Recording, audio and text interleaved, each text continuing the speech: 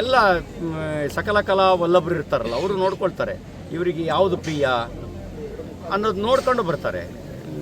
ಇವರಿಗೆ ವಾಚ್ ಕಂಡ್ರೆ ಇಷ್ಟ ಅಂದರೆ ವಾಚ್ ತಗೊಂಡು ಬರ್ತಾರೆ, ಮೊಬೈಲ್ ಕಂಡ್ರೆ ಇಷ್ಟ ಅಂದರೆ ಮೊಬೈಲ್ ತಗೊಂಡು ಬರ್ತಾರೆ. ಇಲ್ಲ ಬಳೆ ಶಬ್ದಕ್ಕೆ ಇವರು ಅಲ್ಲಾಡ್ತಾರೆ ಅಂದರೆ ಅದನ್ನೇ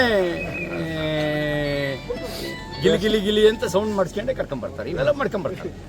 ಈಗ ಪವರ್ ಶೇರಿಂಗ್ ಬಗ್ಗೆ ಚರ್ಚೆ ನಡೆಯುವ ಬೆನ್ನಲ್ಲೇ ಅವಿಶ್ವಾಸ ನಿರ್ಣಯ ಮಂಡನೆ ಮಾಡ್ತಾರೆ ಬಿಜೆಪಿ ಅವರು ಅನ್ನೋದ್ರ ಬಗ್ಗೆ ಸಹಿತ ಕಾಂಗ್ರೆಸ್ ಚರ್ಚೆ ಆಗ್ತಾ ಇದೆ. ಈಗ ರಾಜ್ಯದ ಜನರ ವಿಶ್ವಾಸ ಈ ಸರ್ಕಾರ ಉಳಿಸ್ಕೊಂಡಿದೆ ಅಂತ ನೀವು ಅಂದ್ಕೊಂಡಿದ್ದೀರಾ? ರಾಜ್ಯದ ಜನರ ವಿಶ್ವಾಸವನ್ನು ಕಳ್ಕೊಂಡಾಗಿದೆ. ಇನ್ನು ತಾಂತ್ರಿಕವಾಗಿ ನಂಬರ್ ಗೇಮಲ್ಲಿ ಸರ್ಕಾರ ಇರುತ್ತೆ, ಆದರೆ ರಾಜ್ಯದ ಜನರ ವಿಶ್ವಾಸ ಇಲ್ಲ.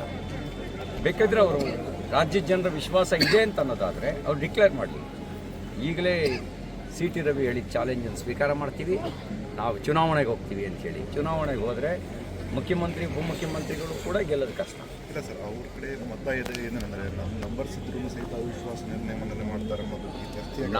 ನಾವು ಅವಿಶ್ವಾಸ ನಿರ್ಣಯ ಮಂಡಿಸುವುದ್ರ ಬಗ್ಗೆ ಯಾವುದೇ ರೀತಿಯ ನಿರ್ಣಯ ತೆಗೆದುಕೊಂಡಿಲ್ಲ.